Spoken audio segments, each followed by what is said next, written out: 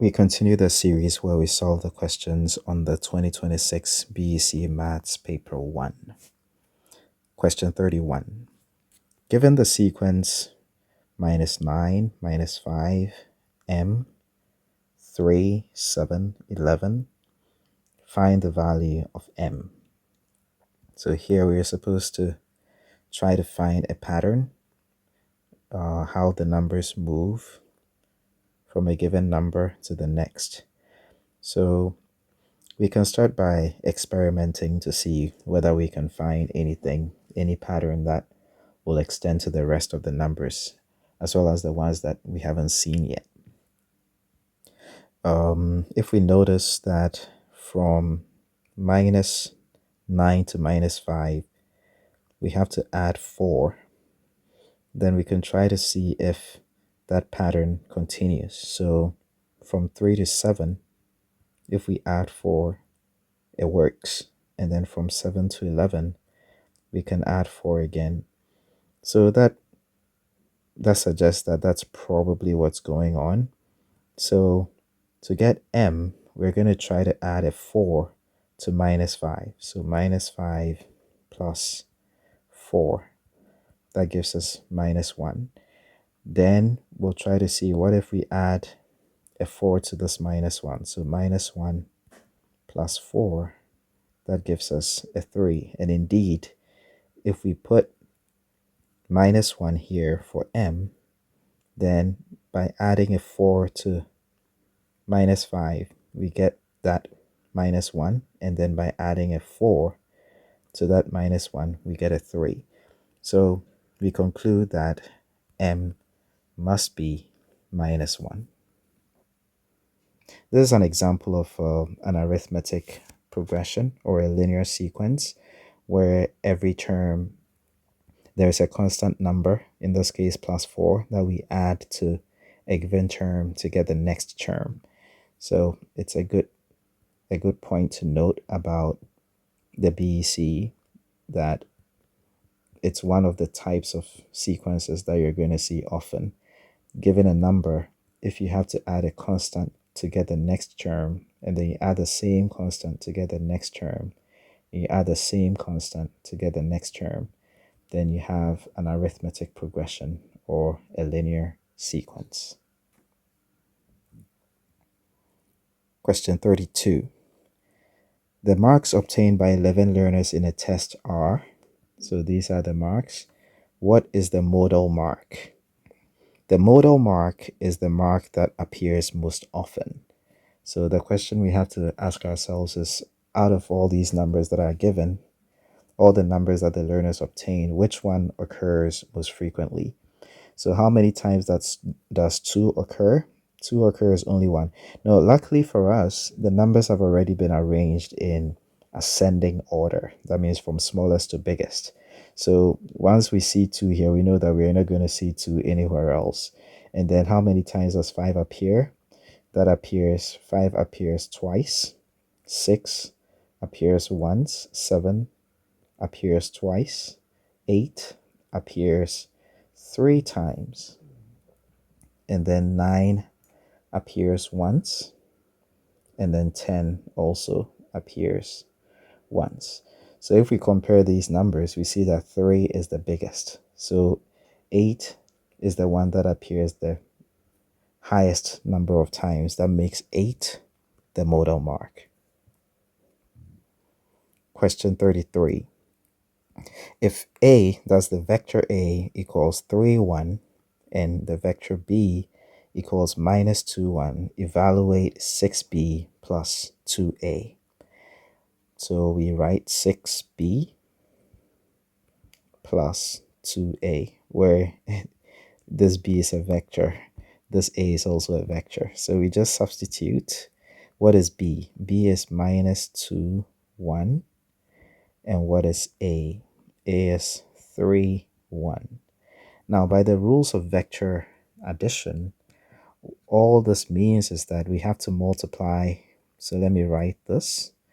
This is equal to 6 times -2, 6 times 1, plus 2 times 3, 2 times 1. And then 6 times minus 2, that's minus 12. 6 times 1, 6. And then 2 times 3, 6. 2 times 1, 2. So what does this give us? This just means we add the components. So we add this minus 12 to minus 6. Let me get rid of that so we don't think it's a fraction. So minus 12 plus 6, and then 6 plus 2.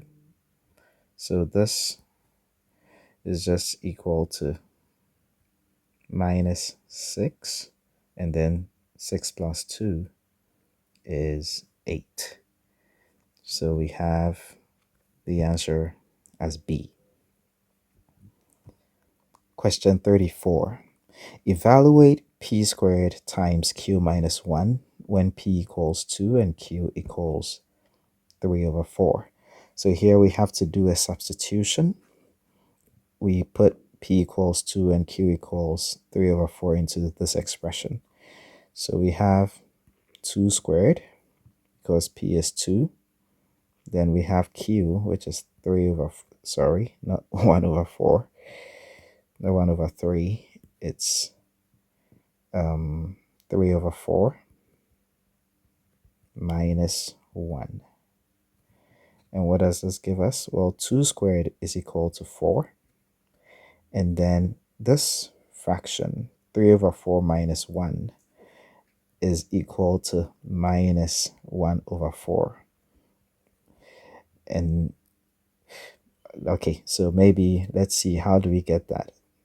3 over 4 minus 1. This can be written as 3 over 4 minus 4 over 4. Because 1 is equal to 4 over 4, and 4 over 4 equals 1. Now, if you have this, you just subtract the numerators. So you have minus 1 over 4. So that's what we have here. All right. So what is 4 times minus 1 over 4? It's just minus 1. You can think of this as canceling that. So that gives us our answer as C. The next question is question 35. Ivy and Abby share an amount of 30 cedis in the ratio 3:2 respectively. Find Abby's share. Well, we have to think about the ratio 3:2. What does it mean? It means that every time Ivy gets 3, Abby gets 2. So we can think of, let's say it's a bar of chocolate that they are sharing, right? So 1, every time Ivy gets 3. So let's draw the 3. So Ivy gets 3, and then Abby gets 2. 1, 2. These are supposed to be equal. So think of them as equal. Every time Ivy gets 3, so 1, let me shade the 3, 2, 3. Every time Ivy gets 3, Abby gets 2. Let me shade that with a different color. So 3:2. This is what 3:2 means. So the question is now, if they share 30 cedis this way, how much is Abby going to get?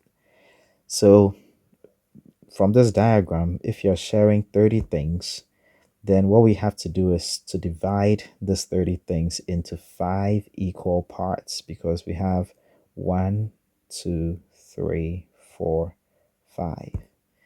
And if you divide it into 5 equal parts, then each part is 6. That means that each box represents the number 6, or the quantity 6. All right. So if each box represents the quantity 6, and Abby is getting 2 of them, Ivy gets 3, Abby gets 2, then we multiply this 2 by 6 to get 12. So that is going to be Abby's share. I know this is not the usual way that people solve this type of question, but it's a useful way to think about it. Really, what's going on is that they are sharing something, and every time Ivy gets three, Abby gets two. Normally, we would say add these two, so 3 plus 2, which is 5, which is what this diagram shows us. This diagram shows us the 5. We are dividing into 5 equal parts. And then when you do that, you find Abby's share. So Abby's share, that is going to be 2 over 5. And then you multiply this 2 over 5 by the thing that they're sharing, which is 30 cities in this case. And you get the same answer that we got. The next question is question 36. The table shows marks scored by a group of learners in a test. Use this information to answer question 36. So we have the marks and how many people got those marks. And we are supposed to find the median mark. The median mark is the mark in the middle. So you can think of three, assuming we had 3 marks. This is one of them, this is one of them, this is one of them. Then the median is just the middle one. If we have 4, 1, 2, 3, 4, we are trying to divide into 2. So if you divide, there are 2 here and there are 2 here. So the median should be something in the middle. So what we do is that we take the average of this one and this one. That's when we have, if you like, 2 numbers in the middle.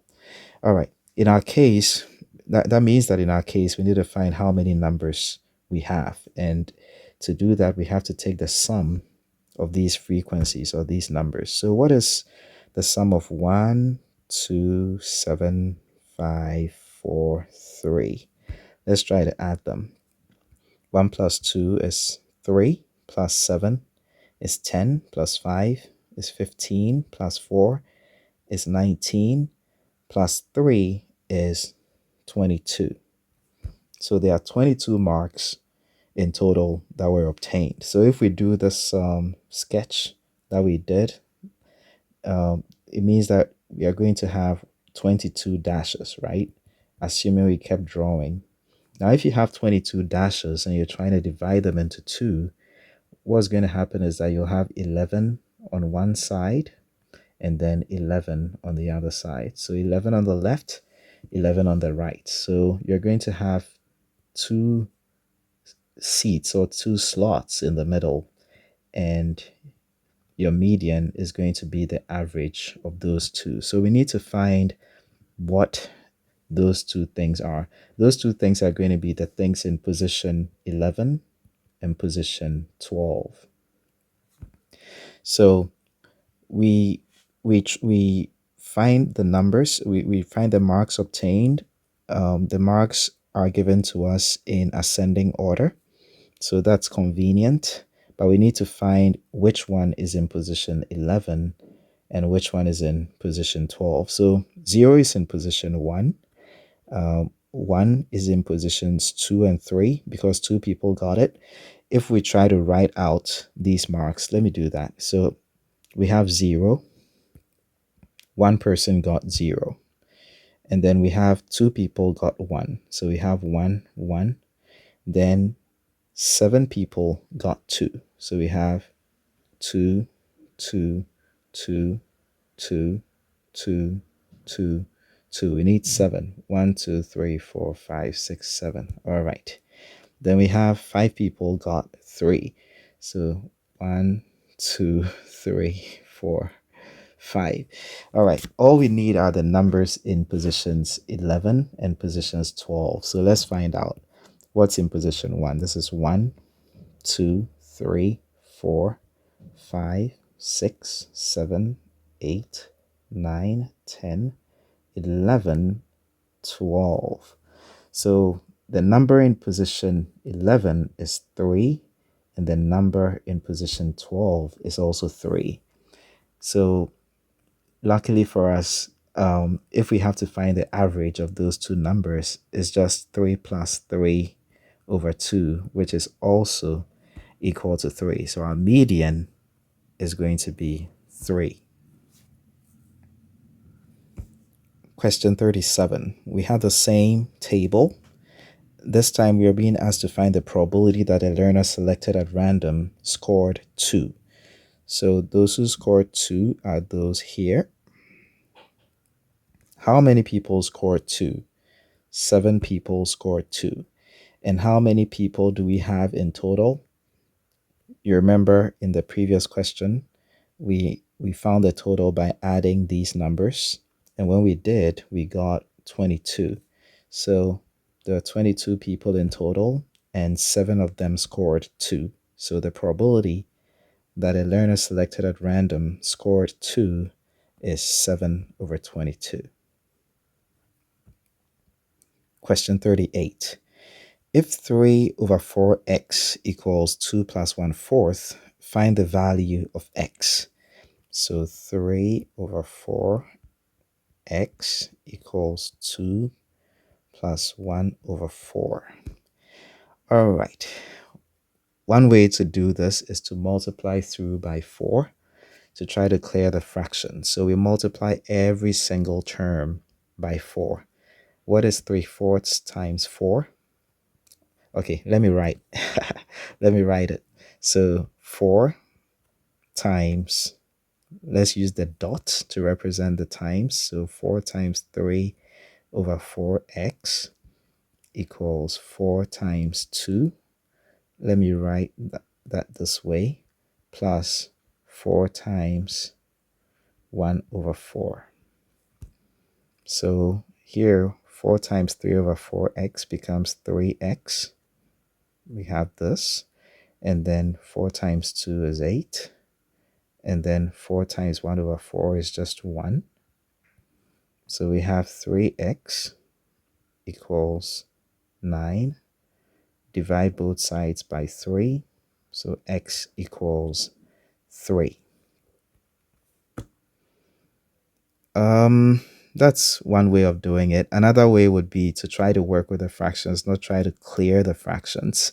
So let's just try to see 3 over 4x equals 2 plus 1 over 4. Okay. Let's say we try to convert this to an improper fraction.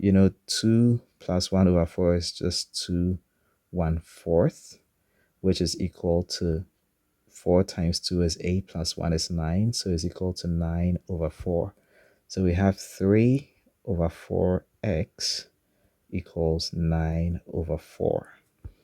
And if we want to isolate x, then we can multiply both sides by the reciprocal of 3 over 4. So let me just write that. The reciprocal of 3 over 4 is 4 over 3. So 4 over 3 times 3 over 4x equals 4 over 3 times 9 over 4. Now, this multiplying a fraction or a number by its reciprocal is just 1. So we get x equals 4 over 3 times 9 over 4. The 4's cancel, and then this 3 also cancels that. So we get x equals 3 again. Question 39. The product of three numbers is 90. If two of the numbers are 6 and 3, find the third number. So you have three numbers, you multiply them, and you get 90. So this is the first number, second number, third number. Their product is 90. So let's put 6 here. Let's put 3 here. We are trying to find the third thing to put here so that when we multiply them, we get 90. How do we find it? The answer is that we have to divide 90 by the product of this and that. So our answer is 90 over 6 times 3. And what do? We can cancel. 3 divides 1. 3 divides 30. Then 6 divides 1, 6 divides 5. So we get 5. We can check our answer. Is it true that 6 times 3, if we put 5 here, is it true that 6 times 3 times 5 is 90? Let's check. Well, we know 6 times 3 is 18. What's 18 times 5? Yes, 18 times 5 is 90. So our 5 is correct. Question 40. Simplify x minus 5 into 3 minus 2x minus 12x plus 7. So this is a long algebraic expression. Minus 12x plus 7. All right, so we expand the brackets. X minus 5 times 3, 15. Then minus 5 times minus 2x, that becomes plus 10x. Then we have minus 12x plus 7. Then we can group like terms. There's x, there's plus 10x, there's minus 12x. We can decide to work with them directly, or we can write them. So let me write them. So x plus 10x minus 12x, and then we have the minus 15 and plus 7. So what do we get from this? X plus 10x is 11x minus 12x, that becomes minus x. And then we have minus 15 plus 7, that gives us minus 8. So minus x minus 8, and that is D. So that brings us to the end of the question as well as the end of the series. But you can find all the questions with all the solutions in a free PDF download at preppyonline.org.